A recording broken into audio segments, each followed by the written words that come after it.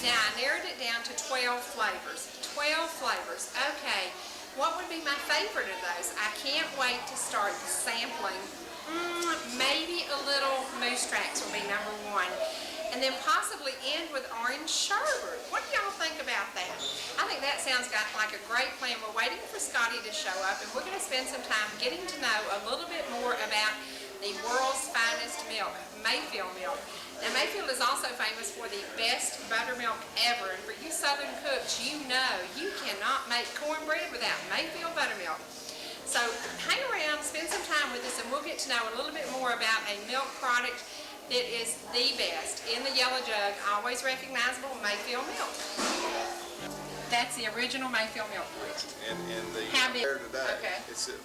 But it had on that far wall, it had a concrete trough that's about this spring, and the spring pumped water through that concrete trough, and the trough had different levels, so you could put a 10-gallon milk can, a quart bottle, or a pint bottle. We didn't even have half pints because we didn't have school come back then. But that's when it started, and of course spring water is just 56 degrees, so it's really not that cold. But it's what we had, and that's where my grandfather started. Now tell me these men in that photo right there. Okay, this is, well, I'm going to go back to, this is my great-grandfather, okay, and he was just a farmer. He had cows and pigs, and he probably sold more horses than anything. And then this is my grandfather, and he's the guy that really started doing milk in 1910 and doing ice cream in 1923. 100 years ago. 100 years ago. We're celebrating the 100th year of Mayfield Dairy. Back in so that's it. And then these two guys are the guys that really built this business after World War II. He died when Tom was 18 and my dad was 12. Wow. And they hired a guy to run the business. And then the war came along. They served in the Navy. And then this is a picture of the management team, you know, in the 70s, if you will. And there's Tom and his two sons, and my dad, and that's me. Who's the buttermilk expert? This guy. Okay, smart man, very smart man. He's the best, you know. Very smart man. And now tell me about the ladies. This is my grandmother. Okay. This is her when she was real young, and this is Tom, and this is my dad, and the two sisters in between. And this is a picture that was done, and we were just looking for this picture. So I've got a lady that's doing the book for us, and I got to bring her up here because she's looking for that picture. There you go. That's awesome. Anyway, one year I was looking for a new Christmas card. The advertising agency had done us one, and it was really terrible. And so I asked my grandmother if she would paint one. She was a watercolor artist. And so that's the 7 different Christmas cards that she did. And how old was she when she did that? She was, I think 93 or 94. Oh, that article will talk about it. You know, how incredible. Yeah, she was, Goldie Mayfield paints a Christmas legacy. How wonderful. It was kind of neat. And she got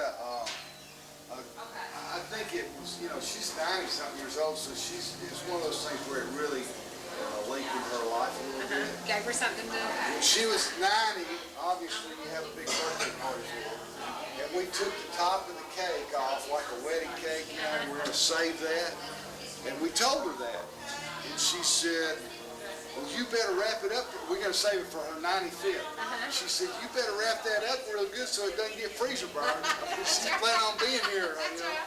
So that was kind of neat. Now, what is that building? These are the 2 buildings that, this building is that building right there, and then this is an office. Okay. When he finally realized, when my grandfather finally realized that he had to have a more modern facility, he couldn't use spring water. Right. He built this pasteurized milk plant. It was called Mayfield Creamery, and that's when he really, that was like in the late teens, early 20s, and that's when he really started. Does that building still exist today? No, there's a street going through where it is. This was our company and our plant through World War II, and then my uncle the uncle and dad come back after the war. It's like, okay, what are we going to do now? And so, well, you know, we're in this dairy business and it's pretty good. And so that's what we need to do. And 80% of our business then was ice cream. We were more ice cream than we were milk. Wow. And so. And I associate Mayfield as a milk company. Right. Yeah. We are today. Well, Yeah. we're more geography with ice cream today, but more volume with milk, actually. Okay. And so he goes to a dairy show in Atlantic City, my uncle, to buy more ice cream equipment. And he's there, and every company in America, Carnation's there, and Borden's there, and Sealtest is there, and all of them are talking about building brand new ice cream plants. And he comes home and he talks the family into building a new milk plant. We need to pursue the milk business because the competition isn't going to be as bad. So they come home, and I got to find a picture. I know there's got to be some. Across the street, on the other side of the street, he builds probably the most modern milk plant in the United States at that time, and certainly in the Southeast. In the 40s, late 40s? He started in the late 40s, finished it in about 1950, and then it was later, it was the late 50s or middle 50s when they moved ice cream, because ice cream was still down at the old place. And you know, so we started to get big in milk, and then huge, this contraption right here was introduced into the dairy industry in 1955. Back in those days, it was called a vacuator. Today, it's called an aerovac. And it was invented in New Zealand, and he bought the first one in the United States, and basically that machine in the springtime back in the 50s when the cows would turn out to pasture in the spring, everybody's milk tasted like onions because those cows would eat those onions. And so this machine would, while the milk's hot, it would expose it to a vacuum, and it actually vacuums away the vapor that's around the milk. And if there's a volatile flavor, it takes that off. And we still run it today. You know, we're probably the 4th generation machine because of the volumes and everything like that. And it was invented where? It was invented in New Zealand. Isn't that amazing? Which is a big dairy country. And so once we had that, all of a sudden, every spring, our milk tasted great, and everybody else's didn't. And so we start growing like crazy. We went into Chattanooga, we went into Knoxville, which were, you know, that's the 50 miles away. And I mean, every year we were just, it seems like we were doubling the capacity of the plant. And that carried on into the 60s, and it was just incredible. The volume of Mayfield went from ice cream and milk to today. How many gallons of milk will be produced with Mayfield Dairies in a year? Oh, wow. A ballpark figure. I'm not going to hold you down. No, I'm going to say we're probably at 1 million gallons a week. So that'd be 52 million gallons a year. And ice cream. What would your father say about today? Well, he'd probably wonder why we're trying to grow so fast. I mean, you know, we probably have some geography that we wonder about sometimes. But I think he'd be pretty pleased. We became a part of Dean Food in 1990. Right. And so, and people say, was that a good idea? Well, in 1990, we probably had 480 employees. Today, we've probably got 1,500. It's hard to say that was not a good idea. There's a lot of people that always say, well, you know, I wish it was still family owned, and I'll say, well, you know, you might not have a job. Yes. But the family is still very involved in operations. We're very involved in operations here. I have the opportunity to be involved in some discussions and decision making with the Dean Food Organization. So Tell us a little bit about Dean Food so people feel safe with this. Tell us some other products that maybe incorporate into that company. Well, Dean Food is a company that has grown by acquiring different dairies. They have seen the benefit of that local dairy's name brand. So they own T.G. Lee. Right, out of Orlando, Florida. Orlando, they Yes. own MacArthur in Miami, they own Purity over in Nashville, and they understand those brands have merit and they are good brands. Right. As they've gotten bigger, we've tried to standardize some things, especially when it comes to our computers and some backroom operations that we need to, there's no reason for everybody to do it a different way. We can get better information and we can communicate better on those things. They're as nuts about quality as we are. Now, not everybody has an Aerovac, but every other area, they really are very, very big on quality, big on safety. I've been pretty pleased. I mean, there's some things that we've done that have changed that we might not have done, but in the end, it ends up turning out to be pretty good, you know. So. And 1,500 people in today's market with jobs, that's incredible. Yeah, that's incredible. Yeah.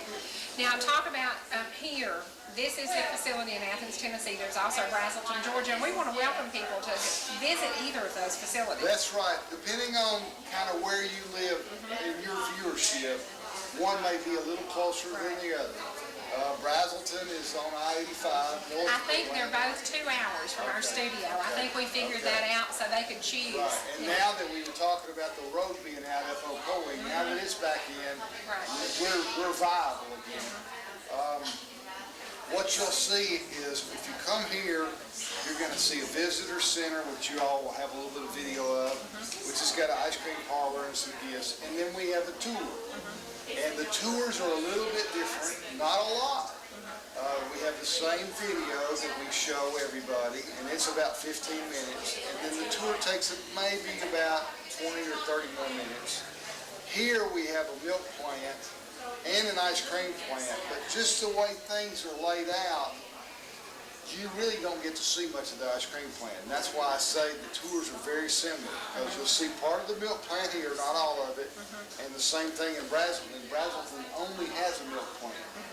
But to supplement that, we got some video, what have you. Now, the cool thing that we got coming is not here today, but we're going to move this machine into another place because we want to tell people about it.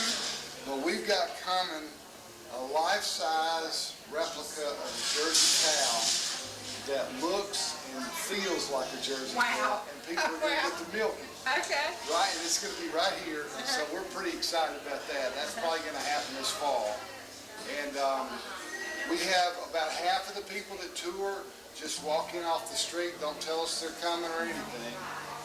Most of the groups call ahead and make arrangements, especially if it's a large group. What we'll do, especially school groups, they'll call ahead and they'll give us their order for ice cream because everybody wants to, a cone of ice cream. Yeah, absolutely. And so while they're on tour, we're dipping their ice cream, and they come out, and we'll be able to give them, and we'll give them little name tags, and their names is either vanilla or chocolate or moose tracks or whatever they order. So that's one of the things that we do to help the groups that call us ahead.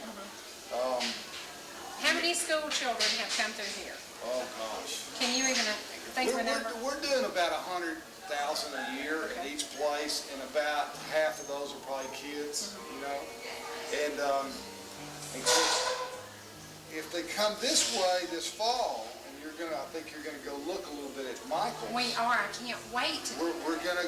Scottie, is it air conditioned? Oh no. Oh, Scottie, can you call ahead and tell him to turn the heat down? You just have to get out there and sweat with the rest of them. I can sit in the motorhome and watch y'all. That's going to be fun. I can't wait to see that. It's my son is growing vegetables on our family farm, and so he's got fresh produce right now. And Might we have a tomato sandwich? Oh, you bet. Ooh. And on up into the fall, and then in the middle of September to the middle of November, he has a corn maze, which then there's a lot of them around. Right. And I don't care what corn maze people go to, they ought to go to one. It's a great family event. He has all new stuff. I mean, last year he had pig races and he had pedal cars and he had all these fun activities besides having the maze. I mean, the maze is a big part. The hayride, the pumpkin patch, and all those kinds of things. And I've driven up through your all's part of the world, and you've got a couple of really cool ones in there, and people should go. It's about as good a family and church group activity as I know that's available. So if anybody wants to venture out and come this way, that's available in the fall. And how many acres is Michael farming? He's got about 120 acres under plastic and about probably another 30 or 40 acres of sweet corn. Okay, so it involves him in the family business, but with a new angle. A little bit of a new angle. Yeah. And he... Now, you brought me some strawberry preserves that he did, and some pickles, and some salsa. What other things is he producing now? He's got a lady that's working with him and for the product that, like he'll pick, when strawberries are in season, he wants to wait till they're ripe. He picks them in the morning, and by that afternoon, if he had sold them, it's like, I'm not sure I want to sell this tomorrow. Depends on the temperature, Right. but they never last more than a couple of days because they're ripe and they're not going to last much at home. And so he freezes them. He caps them. He has somebody cap them and freeze them, and he has a lady make preserves. And he's done that with some of the other vegetables, making up different cha-chas and different things like that. I don't know as much about it as I probably should, but and it's just a way to keep from wasting some of the stuff. This year, he's got not only the local produce stand that you'll see, he's got about 4 wholesalers that he's actually selling stuff to. So he's even selling some things that are ending up in grocery stores. Is this his 3rd year in operation? Is he excited? Yeah. It's a life. I mean, he's working, he leaves about 8 o'clock at night and gets back over there about 4 o'clock in the morning. Wow. It's a pretty full-time job. Wow. Well, we're going to take a break right now. We're going to give our cameraman just a second to go sniff some Mayfield ice cream because coming in, I named 12 flavors that I wanted to try. All right. And I decided riding over the mountains in the motorhome after 12 flavors would maybe not be such a great idea. But we want to get some footage of the different flavors. How many flavors right now does Mayfield feature? I'd say we probably got, if you went to a grocery store shopping, you'd find anywhere from 16 to 24 flavors in the store. I mean, we usually have Your more flavors. favorite is? I still love vanilla. Do you? Okay. Love your butter pecan. Yeah, we do. Love really your well black with that. walnut. Love it. And moose tracks, I could eat a whole thing of moose tracks. It is so good. It is so good. Well, right now we're going to take a short break. We'll be back in just a second. Welcome to the name of the museum, Scottie? McMinn County Living Heritage Museum. Okay. And it's a museum of the life of people in this area. Just about everything you're going to see somebody's given or it's on loan from this area. These andirons came from my mom and dad's house. How old do you think they are? Oh, I don't know. That's probably in the 50s, but a lot of the things are in the 1800s. And you're just going to really, people will really enjoy if they visit here. Now, this is open how many days a week? 5 days a week, Monday through Friday. Okay. And adults are $5, students are $3. And I bet they have tours for schools. They do have special tours for schools, okay. And I would call and make those arrangements. Now, do we know the phone number for this? Could we get one of the ladies to tell us your phone number? I think it's 423 okay. 745 it's 423 745 0329. Okay, if they'd like to tour the museum. Now, we're going to take a quick run through here because we have tomato sandwiches waiting for us. We do have them. Listen, we can't spend a lot of time here. We want to show folks a little bit about it, but the tomatoes are coming off the vines as we speak. That's correct. So we're going to take a short trip through this beautiful museum, and you're going to learn a little history of Athens, Tennessee.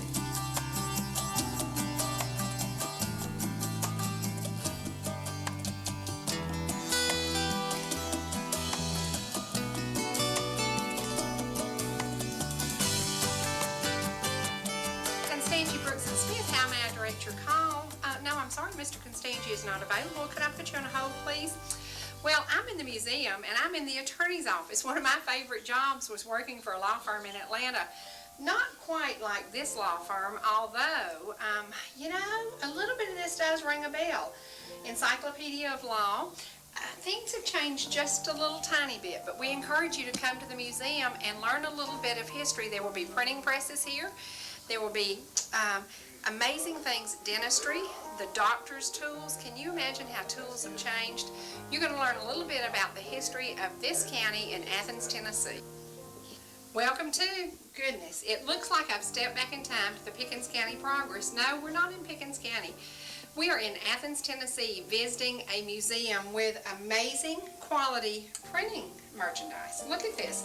Now this is quite like what the Pickens County Progress used. McMinn County Living Heritage Museum. This is amazing. A step back in time. I encourage you to come and spend some time here visiting with the folks who, many of these items have been donated by local families. I think you'll enjoy this trip. Well, I worked at the lawyer's office a little bit, and then I went to work at the newspaper, and now it looks like I'm headed to the sock mill to work. My goodness, the equipment they're using here is totally different from today's state-of-the-art equipment. This is amazing, but the sock industry here was very, very important to many, many jobs. So let's take a look now. We're going to leave the sock factory, and I think my next jobs will be at Mayfield Dairies.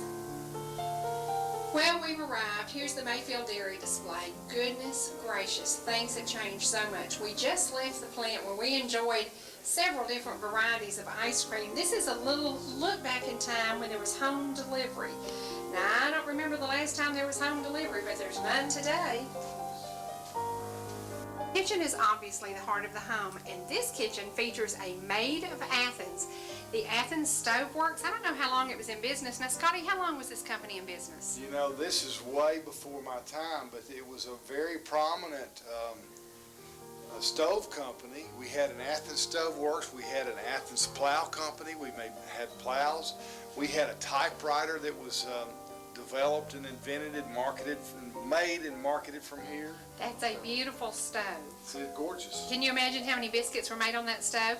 Do you think they used Mayfield milk? I bet they did. They probably did. And white lily flour. Let's take a trip now and see what else we can find. What a beautiful sight.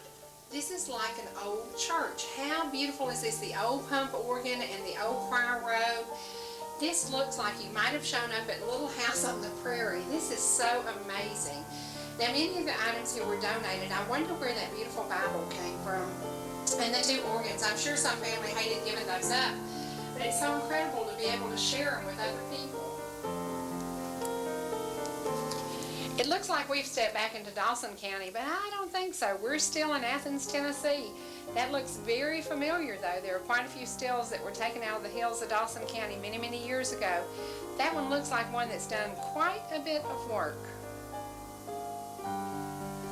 This looks like the Ingalls family might have had dinner or possibly breakfast at that table before they went to the fields for a hard day's work. And then I see the bathtub where Pa might have come in and heated water up on an old wash pot and taken his weekly bath.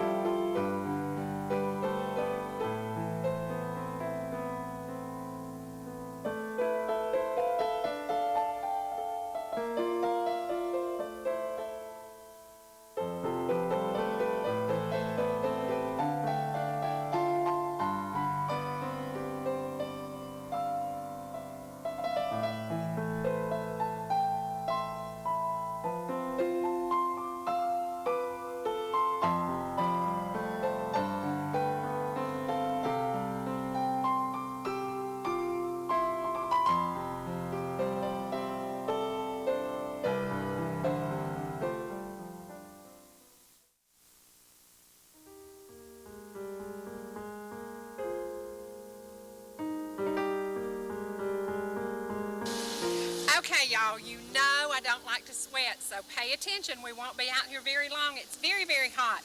We are visiting Mayfield Farm and Nursery. My goodness, look at this now. Blackberry cobbler. Y'all know I'm famous for blackberry cobblers. This will make the most incredible blackberry cobbler. These are, I've never seen anything like it. I'm not sure what the brand is, but I bet we're going to find out. This is blackberry at its very best. Look at this. Oh my goodness. This is incredible. It looks like I know. Ooh!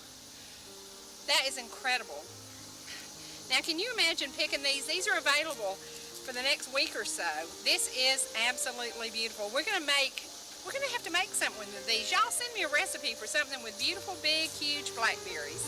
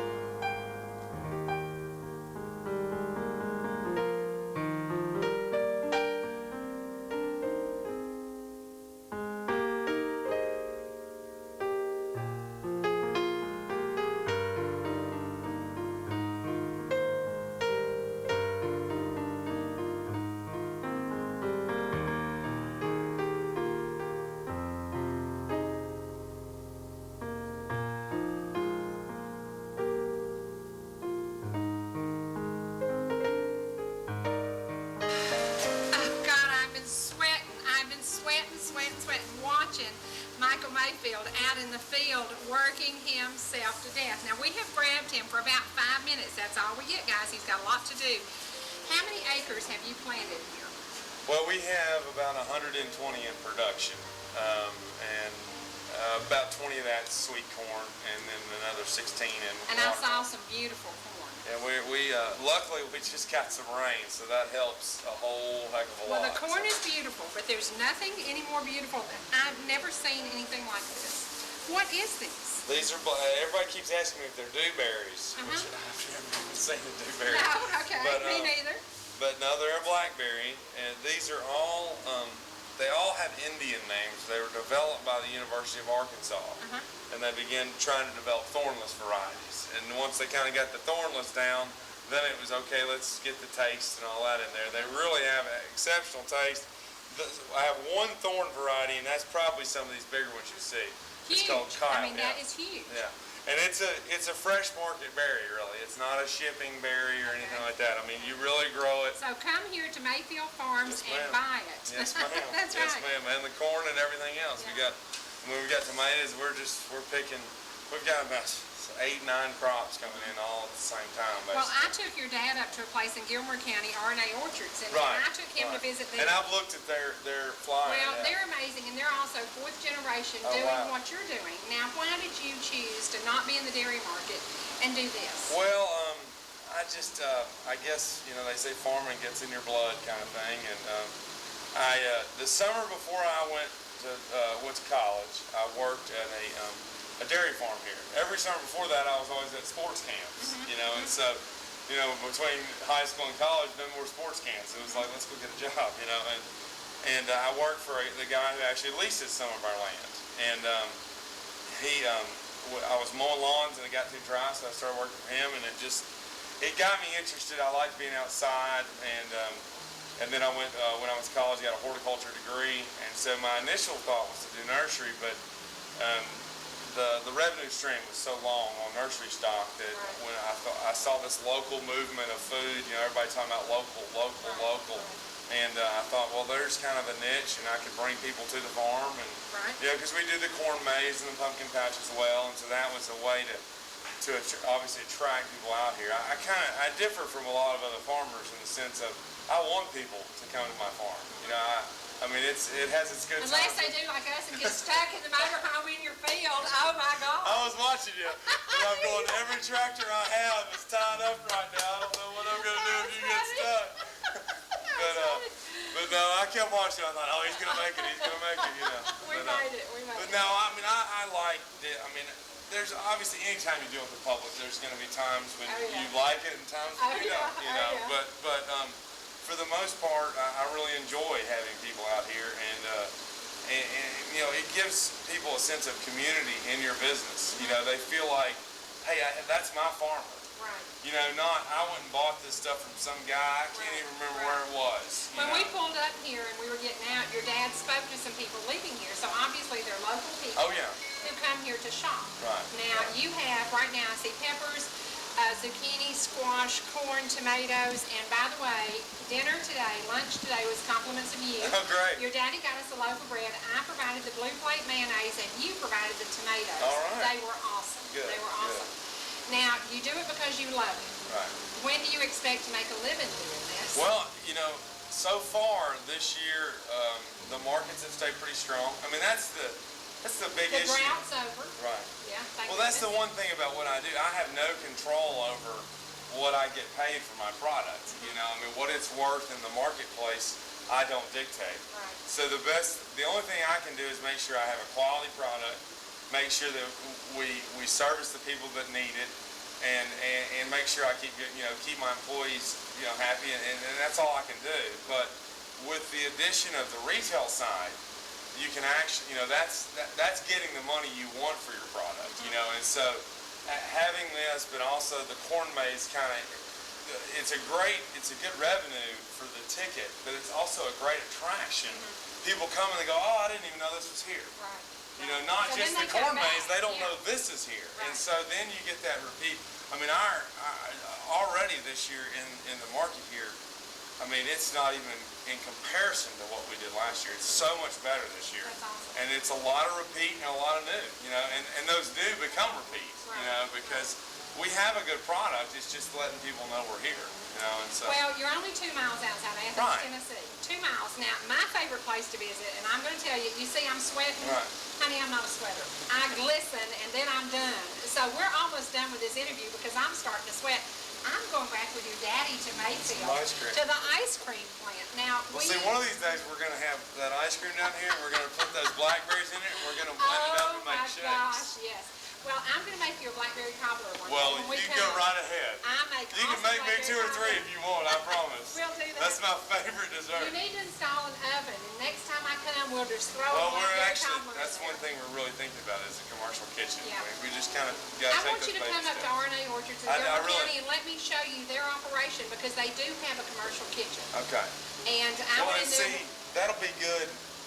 When we kind of finish the corn maze, November, see, they're still pretty heavy with apples. They're still doing a lot of And business. peaches. Right now Right. they're doing peaches. Right. So. So, But I saw peaches when I we came did. in today. We got 8 acres. A And- new Well, they'll be in about a year or two. Okay. We planted them not this past spring, but the spring before. So it's really about 4 to 5 years, but you'll start seeing a few in 3. But you got to be careful because you get them too heavy when the trees are young and you'll break them. Right. So you really don't want to try to get a crop too Well, early. we came today because we offer trips for people within 90 miles of our viewing audience. Oh, wow. And that's so cool because you're about 68 miles from Perfect. us. So it's perfect. And we hope when we go back, we can entice our audience to come and visit. Took us about an hour and 20 minutes to get here, not bad at all. And when you come, It's a pretty drive, stop too. and get yourself a loaf of bread, bring your blue plate mayonnaise, bring a good knife, and come and have an awesome, awesome tomato sandwich. Now, we did dessert first, so be sure and stop at the Mayfield plant and go in and have, I think we had 4 varieties of ice cream, pretty awesome ice cream. So we had Life is Short, eat dessert first, and then come here and make yourself a wonderful tomato sandwich. Thank you very much for doing this. Thank you so much. We're gonna go back to my favorite place to visit, Mayfield Dairies, because honey, it's air conditioned. Oh!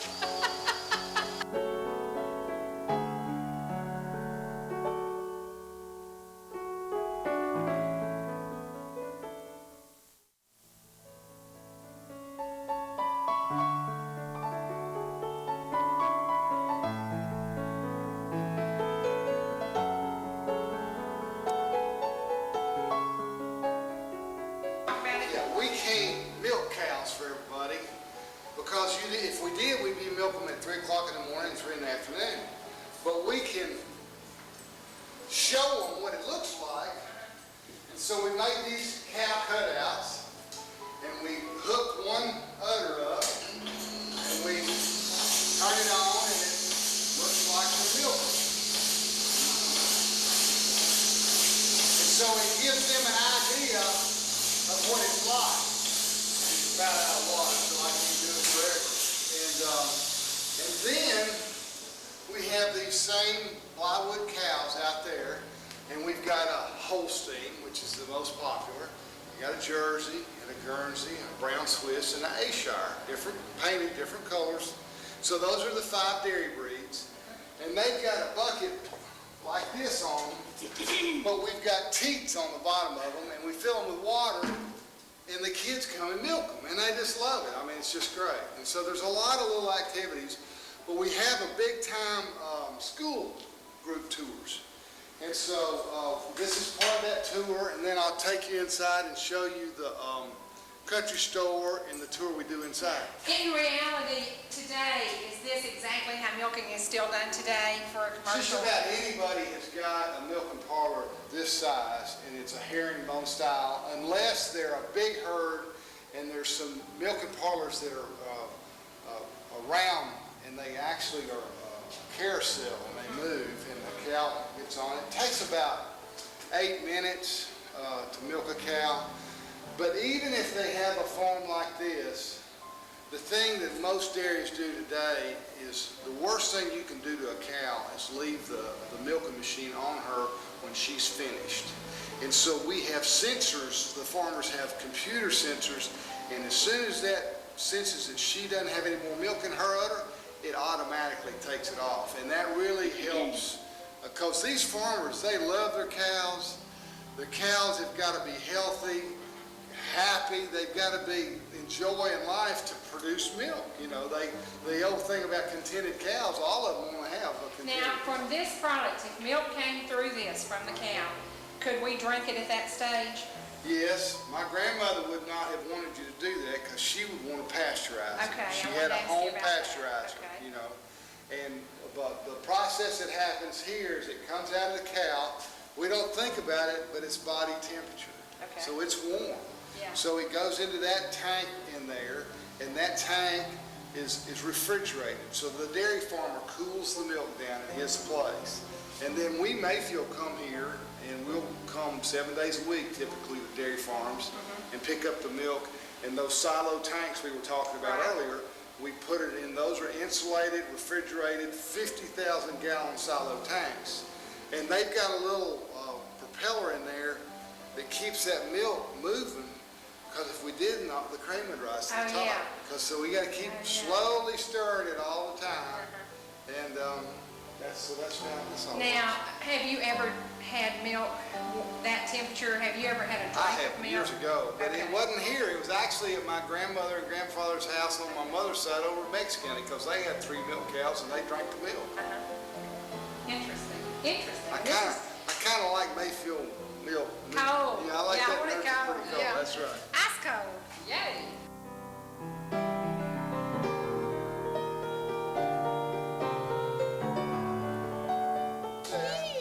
But this is our general store, and this is where tours check in, and people pay for the wristband for the maze. But when the school group, and when the people come in general, they'll mill around and look around. And it's not set up right now, of course, but when school groups come in, we have places for them to sit over there, and we talk about where milk comes from, we talk about wheat, and baking bread, we We've got a display over here that's kind of interesting. This is some stuff they bought somewhere. I love this building. This is our bee exhibit. And this is an old log that had a beehive. I was out sawing lumber, and I ended up sawing into this thing, and it had a beehive in it. And so it's just interesting Now, to see. can I eat this, honey? Oh, sure. Wow. And so everything's kind of in disarray right now, but we get it all set up, and we have the masons help with the maize. And she's got a cow over here, and they milk Holsteins, and she asks all these questions, and by the time she gets through with all her questions, that Holstein's got black spots all over, and they've answered all the questions and hopefully learned something. Come in on this conveyor, and then there's a plate thing right up there that would automatically kick the mail off. Of course, they pile up, and then when the bar got full, they would talk. So what they did, tall tank that's shorter, but it's kind of tall out that way. It's a 25,000 gallon, and that's just for buttermilk. That's how much buttermilk we make here. The tanks up on the roof are for pasteurized surge tank. That's something we've pasteurized whole milk, and it's ready to go in a bottle. We put it upstairs, and we can gravity feed it into, and it causes less foam, into whatever machine it needs to go into. The tanks, the stainless steel tanks in the background are mix tanks for ice cream mix. When we make our ice cream mix, when we homogenize it, we actually have a long holding tube that actually goes the length of the warehouse. So it's like boiling your custard a little while. And then we hold that mix at least 24 hours before we ever freeze it. It just does better. I don't understand it. And then way in the background, you can see the top of the ice cream. It's a 6-story high ice cream freezer that's 20 below zero, and we keep ice cream in there. The spiral silo is for plastic beads that we make jugs out of. That's when people come and they see the plant, that's one of the things that surprises them. They don't think about where the milk jugs come from. Yeah. So you make your own jug? Right. Wow. And the yellow is used because? The yellow is to protect the milk from light. Light will damage the vitamins, and it'll hurt the flavor. Whether it's store light, direct sunlight, or indirect light.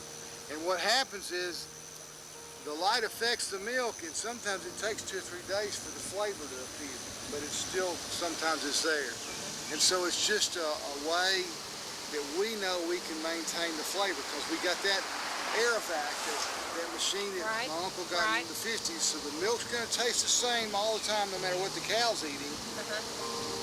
And that yellow jug protects that consistent flavor. Well, in the South, there is one name for milk, and it is Mayfield. We have spent the day today at Mayfield Dairy Farms and truly at the farm. Now, Scottie, we learned a little bit about everything about this industry, except what does it take to be, how many generations are you? I guess I'm the third. Are you the final generation for Mayfield? No, I've got a nephew that's working here. And you never know what your kid's going to do. But I do have a nephew that's working here. He's our area manager in the Atlanta, Georgia area. He's doing a fine job, and you know, he came up through the ranks and earned his position, and so he'll keep the family genes involved. Seeing that family farm was incredible. Now, we saw your mom's house, your grandmother's house, your home, the barn that was built in when, 1933, I think. Wow. An amazing journey for your family, and it began what year? Well, 1910 is when we say that we started milking cows and selling milk. You know, my great-grandfather was a farmer, and we go back to 1820 settling in this area. So we've been farming that land for over 150 years. So it is so important to Michael. It is so important to Michael. And today, as we leave Mayfield Dairies, we want to talk more about the farm, and we want to encourage you. I'm going to give you information on the event that's going to be happening. Now let's talk about the 100th year of the Boy Scouts of America. Okay. The corn maze is going to be, and this is incredible, we saw the layout of this. Talk about, why did you choose Boy Scouts of America? Well, Michael chose it. He chooses the theme, and he was an Eagle Scout. I was a Scoutmaster. I never was a Boy Scout. I was always on the farm working, but he was an Eagle Scout, and so he's aware of scouting, and it's a fabulous organization, and they do a great job, and 100th anniversary is significant. Absolutely. And so he really wanted to involve them. He's got J103's a radio station in Cleveland, and Mayfield are his sponsors, and so we kind of made up a celebrating 100 years of scouting maze, and it'll look good. And I think it'll salute the right thing this year. I mean, I'd rather salute them than salute us, actually. Well, that's a great plan. We have an aerial of last year, and it was a pumpkin. It was a jack-o'-lantern, wasn't it? Now, the only way to see the true form of the maze is from the air. Are you going to be working on something possibly that people can see it from the air? We always fly and take a picture, so we have a picture of it. But he's trying to find somebody that has one of those tethered balloons so people can actually go up and look down at the maze. It'll be incredible. Yeah, every year he seems to add 2 or 3 more or 5 or 6 more attractions, because not everybody just wants to come walk through a maze. Right. And so needs to be a lot of other activities. You've got the little piglet race. Pig race. The car race. We've got pedal cars. We'll have volleyball. We have a dodgeball. We'll have a Colonel Corn sandbox-like thing. We've got a real sandbox. He's got a tire hill. He'll have a big hay hill. He'll pile up a bunch of hay bales. And that's just what we had last year. There's no telling what he's going to come up and do that I don't even know about. But family tradition. Yes. He is carrying on the family tradition. The farm is absolutely incredible. Today's visit has been absolutely wonderful. The heat just about got us, because y'all know I glisten, I don't sweat. Today, did a little sweating, but thank you so much for doing this. This has been a great day, and a great day for the South. We are so proud of our milk. Mayfield Dairy Farms, manufactured, processed, and started right here in Athens, Tennessee.